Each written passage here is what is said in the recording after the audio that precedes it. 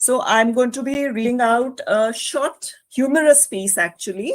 This is from my book, The Myriad Musings, and it is called The Rum Guzzlers. So let me just give you a context to it, why Rum Guzzlers. I've been an army child. So as an army child, I often ran into creatures of the wild that inhabited far-flung army stations. So when my dad was posted to the wilds of West Bengal, I ran into some magnificent beasts that guzzled rum.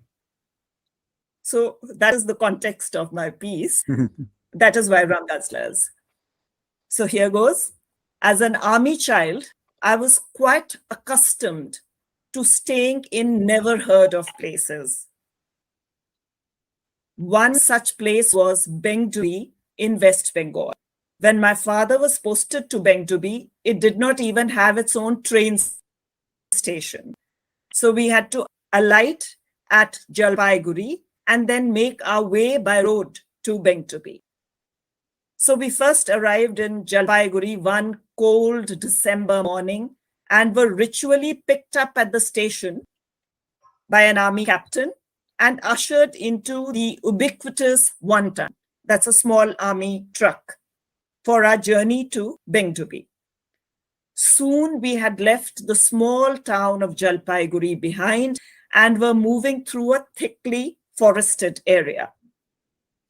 As we moved through the forest, I thought I spied a huge gray hump behind a distant clump of bamboo trees.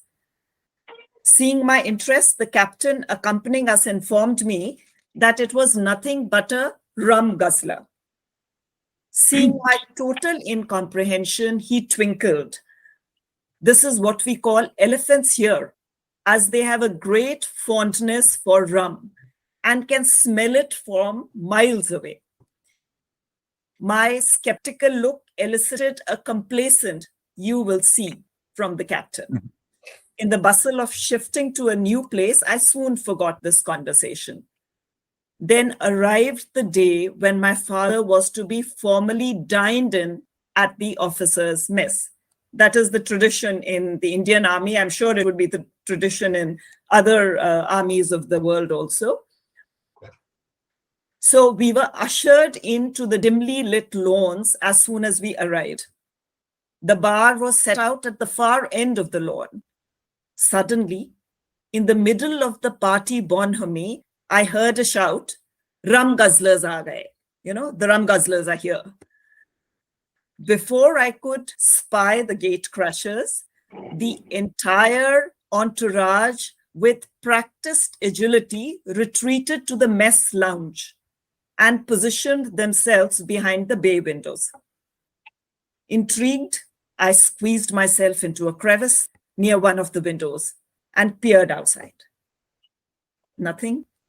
And then I saw them as they materialized out of the dark.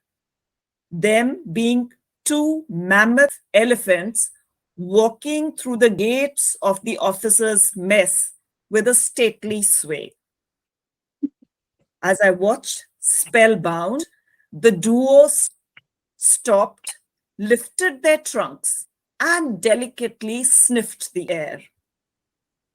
They moved their heads as if in confirmation and purposefully headed towards the bar.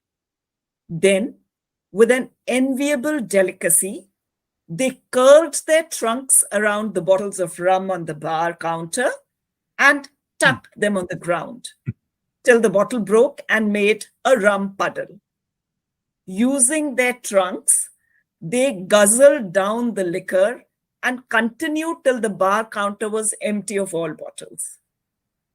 Then they beat an unsteady retreat and disappeared into the darkness. That spectacle was something out of a Ripley's Believe It or Not. And that image of the rum guzzlers has stayed with me, and even after 3 decades, brings a reminiscent smile to my lips.